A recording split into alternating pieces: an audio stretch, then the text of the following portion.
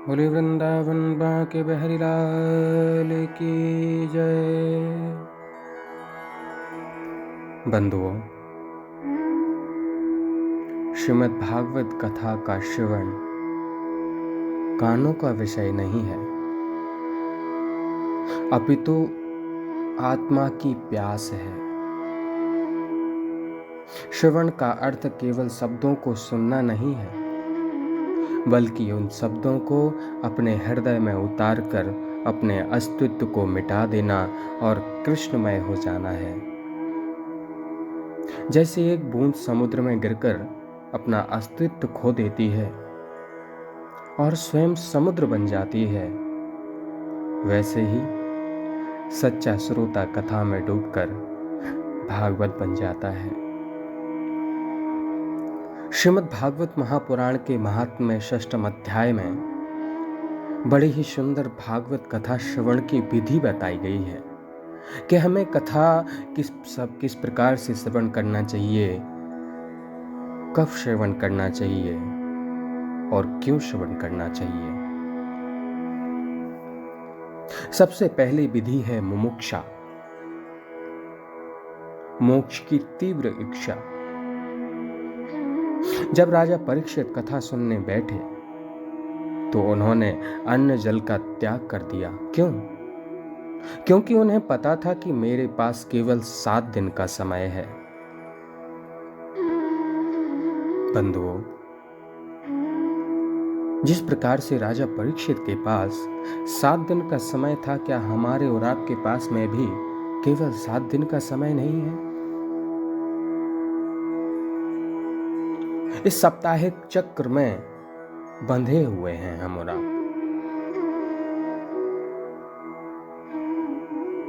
इसी सप्ताह के चक्र में कभी ना कभी हमारा भी अंत निश्चित है।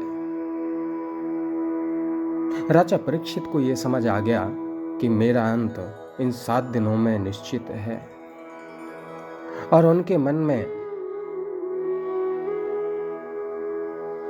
मृत्यु के भय से मुक्ति प्रदान करने वाली श्रीमद् भागवत की कथा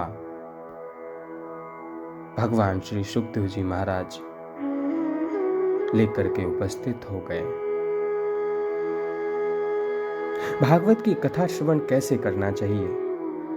श्रोता को यह मानकर बैठना चाहिए, शायद यह मेरे जीवन की आखिरी कथा हो। जब हम यह मान लेते हैं कि मृत्यु कभी भी आ सकती है, तब हमारा मन संसार प्रपंचों से हटकर पूरी तरह गोविंद में लग जाता है। कथा पंडाल में प्रवेश करते ही अपने पद, प्रतिष्ठा, धन और परिवार को बाहर छोड़ देना चाहिए। वहां केवल शरणार्थी बनकर बैठें, जिसे हरि नाम के सिवा कुछ नहीं बचा। गोस्वामी तुलसीदास जी महाराज कहते हैं, एक भरोसो एक बल एक आस विश्वास।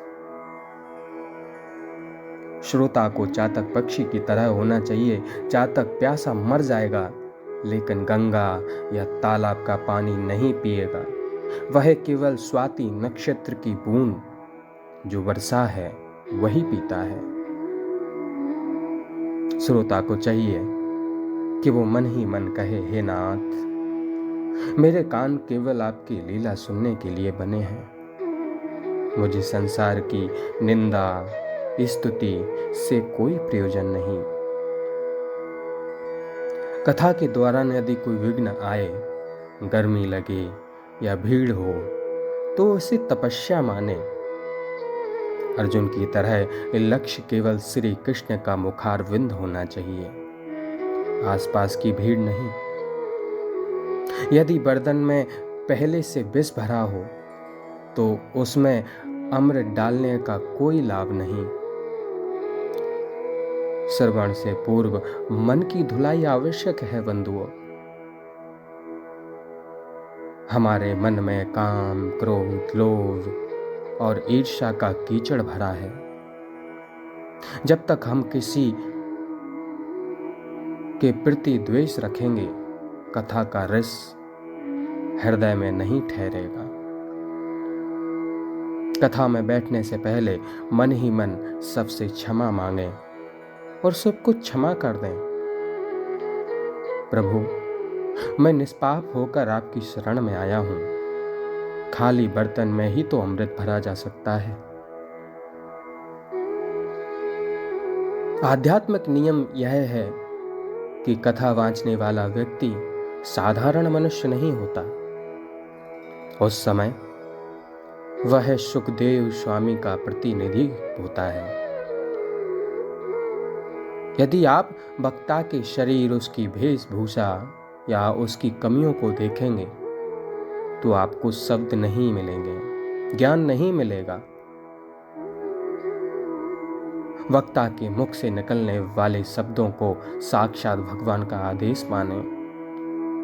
यह भाव रहे कि मेरे गोविंद ही व्यासपीठ के माध्यम से मुझसे बात कर रहे हैं और मेरी समस्याओं का समाधान दे रहे हैं। गायें जब चारा चढ़ लेती हैं ना, तो बाद में बैठकर शांति से जुगाली पावरी करती हैं, अर्थात अपना भोजन पचाती हैं। श्रवण विधि का सबसे महत्वपूर्ण अंग है मनन। हम जो श्रवण करके आते हैं भागवत कथा से, घर पे आकर के प्रपंचों में ना विद करके, परिवार में ना विद करके उससे मनन करें कि जो हमने कथा से श्रवण किया है वो हमारे जीवन में किस प्रकार से लाभकारी हो सकता है। कथा पंडाल से निकलने के बाद कथा समाप्त नहीं होती। घर जाकर रात को सोते समय उन प्रसंगों को याद करें। सोचें कि आज ध्रुव जी वन में गए, कुंती माता ने विपत्ति क्यों मांगी। जब आप एकांत में इन प्रसंगों को श्रवण करेंगे, मनन करेंगे, तब असली भागवत आपके भीतर घटित होगी। सच्ची श्रवण विधि वह है जिससे विकार मिट जाएं और हमारे जीवन में जो तम रज अवगुण भरे हुए हैं वो धुल जाएं। जब कथा सुनते सुनते आपको यह होश ना रहे कि आप कहाँ बैठे हैं, जब भगवान के विरह में कंठ अवरुद्ध हो जाए और आंखों से बहने वाली धारा नहीं रुके, तो समझ लेना कि आप श्रवण करने में सफल हो गए। भागवत कथा का उद्देश्य जानकारी इकट्ठा करना नहीं है बंधुओं, बल्कि अपनी दीवानगी को बढ़ाना है। अतः बुद्धि के दरवाजे बंद करके और हृदय के दरवाजे खोलकर ही इस भक्ति रस को पान कर सकते हैं। आइए इसी भाव के साथ हम और आप प्रभु के पाद पद्मों में एक बार हरि नाम संकीर्तन के साथ प्रणाम करें। श्री कृष्ण गोविंद हरे मुरारी, हे नाथ नारायण वासुदेवा।